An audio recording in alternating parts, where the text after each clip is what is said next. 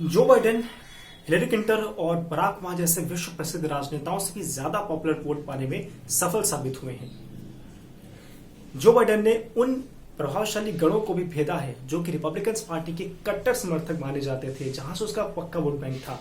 ये चीजें अपने आप में ही साबित करती हैं कि अमेरिकी समाज आज बुरी तरह से प्रभावित हो चुकी अर्थव्यवस्था, बेरोजगारी और स्वास्थ्य तंत्र के लिए आज अमेरिका में फिर से एक रिवॉल्यूशन चाहता है।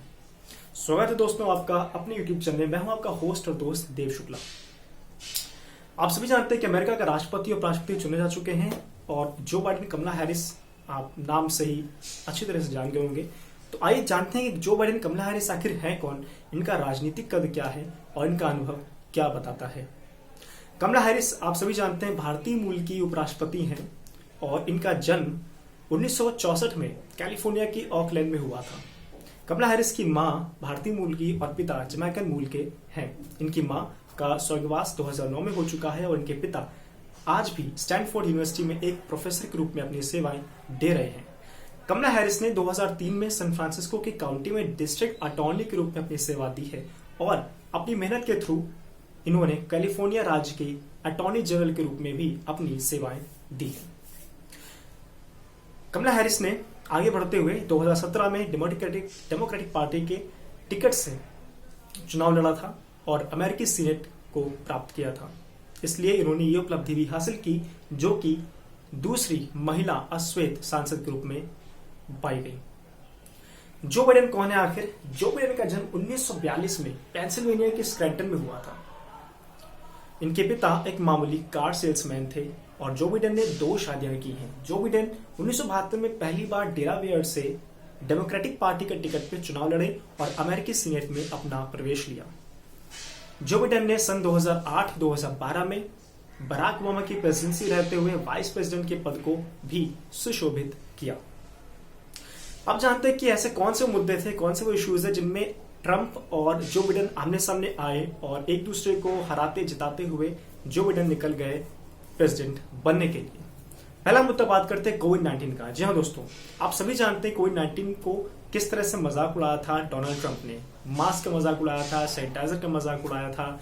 हेल्थ सिस्टम्स के जो अधिकारी थे, ऑफिसर्स थे, उनको आए दिन धमकी देते थे कि मैं आपको निकाल दूंगा, मैं आपको निकाल दूंगा।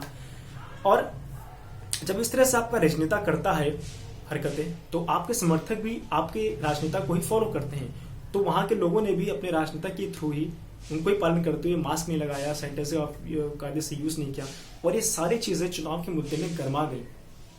आपको मालूम बताता चलूं एक और चीज दोस्तों कि आज अमेरिका की पॉपुलेशन 75 मिलियन से भी अधिक है, जहां पे 10 मिलियन से भी ज्यादा लोग आज कोरोना पॉजिटिव हैं। मींस 441 लोगों में से एक व्यक्ति पक्के रूप से कोविड-19 का शिकार है।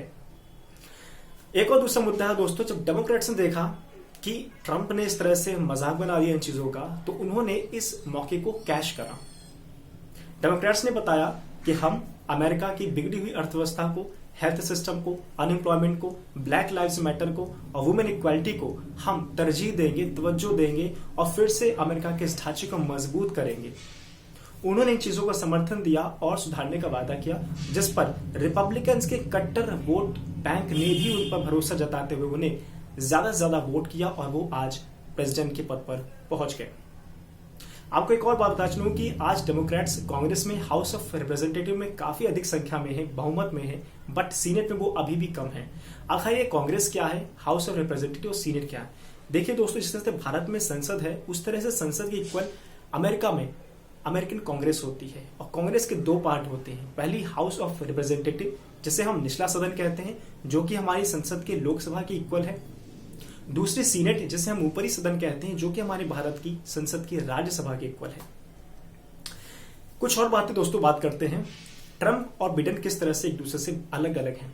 ट्रंप का मानना है कि अमेरिका फर्स्ट, वो अमेरिका के लोगों को ही प्राथमिकता देते हैं।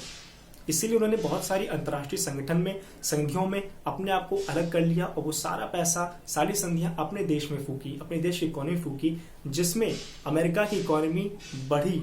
ये बात तो माननी पड़ेगी, वहां के लोगों को रोजगार भी मिला, हेल्थ सिस्टम भी अच्छा हुआ था, सब किया उन्होंने। वहीं भी दूसरी तरफ बिडेन का मानना है कि हम बहुपक्षीय दृष्टिकोण को लेकर चलते हैं, जो कि ओबामा की भी नीति थी, हिलेरी क्लिंटन की भी नीति थी, और डेमोक्रेटिक पार्टी का एक नारा भी है कि हम पूरे विश्व को लेकर चलते हैं। किसके साथ व्यापार करना है, किसके साथ कड़ाई से व्यतीत करना है, किसके साथ हमें सख्त रुख अपनाना है, ये सारी। एक और मुद्दा है कि अब ये देखना है बिडेन के पास काफी सारे चैलेंजेस। अगर हम चैलेंजेस की बात करें तो देखना होगा कि ओबामा के सपने को, ट्रांस पैसिफिक पार्टनरशिप को जो बिडेन फिर से एक नया रूप दे पाते हैं या नहीं। ईरान के साथ JCPOA जो कि खत्म हो चुका है पूरी तरीके से ट्रंप के शासन में, उसमें फिर तरह से ईरान को कोई नई डील दे पाते हैं जिसका फायदा पूरे विश्व को होगा। क्योंकि दोस्तों ईरान के साथ अगर अमेरिका की कोई डील अच्छी होती है तो उससे भारत को ज्यादा फायदा होने के चांसेस हैं। पहला, भारत को बहुत ज्यादा तेल की आपूर्ति मिलना स्टार्ट हो जाएगी। दूसरा, भारत का जो एक सपना है कि ईरान में चाबहार पोर्ट उसका चालू हो जाए, जिसके थ्रू भारत पूरे अपने ईरान के आसपास क्षेत्र में अपना व्यापार को बढ़ा सके, वो भी एक सपना पूरा हो जाएगा। तो ये दोनों ही चीजें भारत के पक्ष में जाती हुई दिख रही हैं अगर ईरान को कोई डील अच्छी अमेरिका दे पाया जो बिडेन के कार्यकाल में। तो तीसरी चीज, G7, G20, world health organisation, Paris climate accord, इन सारे ही संगठन से अब ट्रंप ने अपना मुंह मोड़ लिया था पूरी तरीके से। तो अब देखना होगा क्या जो बिडेन फिर से इन ऑर्गेनाइजेशंस में अपनी हिस्सेदारी निभाते हैं पहले से ज्यादा बेहतर रूप से, और पूरे विश्व को एक साथ एक धागे में पिरो के चलते हैं, जिससे पूरे विश्व को ही फायदा होगा अमेरिका के साथ साथ। चौथी और पांचवी लास्ट चीज हमें देखनी होगी 2 पॉइंट में, कि चौथी चीज हमारी ये कहती है कि क्या अमेरिका, जिसमें 2012 में बराक ओबामा का मानना था कि हम भारत को मेजर डिफेंस पार्टनर की घोषित करना चाहते हैं, क्या वो फिर से ओबामा के सपने को 2020 में कार्यान्वित कर पाते हैं? एक्चुअल में भारत को क्या मेजर डिफेंस पार्टनर घोषित कर पाते हैं? अगर वो कर पाते हैं तो भारत के हिसाब से बहुत ही गोल्डन अपॉर्चुनिटी होगी, क्योंकि भारत को इस तरह से अमेरिका की टेक्नोलॉजी, अमेरिका के बहुत सारे अच्छे अच्छे हथियारों में सीधे एंट्री मिल जाएगी, जिससे अमेरिका और भारत दोनों साथ साथ मिलकर चीन और तमाम सारी विदेशी ताकतों को सामना कर पाएंगे। पांचवी चीज है कि क्या भारत को जो बिडेन, जो कि समर्थक रहे हैं और अभी भी हैं, कि भारत को सुरक्षा परिषद में स्थायी सीट मिलनी ही चाहिए, क्या वो इस पे कुछ आगे बढ़ पाएंगे? क्या एक्चुअल में भारत को स्थायी सीट संयुक्त राष्ट्र सुरक्षा परिषद की दे पाएंगे, जिसका समर्थन आज ऑस्ट्रेलिया, ब्रिटेन, फ्रांस, जर्मनी और इजराइल जैसे मजबूत और ताकतवर देश करते आए हैं? देखना होगा दोस्तों क्या होता है एक्चुअल में, क्योंकि ये सारी बातें अभी भी पॉसिबिलिटीज हैं, जब तक कि हम 6 महीनों 7 महीनों में देख न लें कि हमारे राजनेता विश्व के क्या क्या स्टेप उठाते हैं। आई होप दोस्तों आपको आज का सेशन पसंद आया होगा, और अगर पसंद आए तो प्लीज इसे लाइक करिए, शेयर करिए, सब्सक्राइब करिए। एक और आपसे रिक्वेस्ट है हाथ जोड़ते हुए कि हमारे कंटेंट को आप प्लीज सपोर्ट करिए, शेयर करिए और सब्सक्राइब करिए, क्योंकि यूट्यूब की एल्गोरिथम 2020 में काफी बदल गई है। अगर आप अपने फेवरेट यूट्यूबर को ज्यादा से ज्यादा सब्सक्राइब, शेयर और लाइक नहीं करते हैं तो आप अपना कंटेंट नहीं दिख पाएंगे। तब तक के लिए आपसे विदा चाहता हूं। Stay healthy, stay focused. जय हिंद, जय भारत।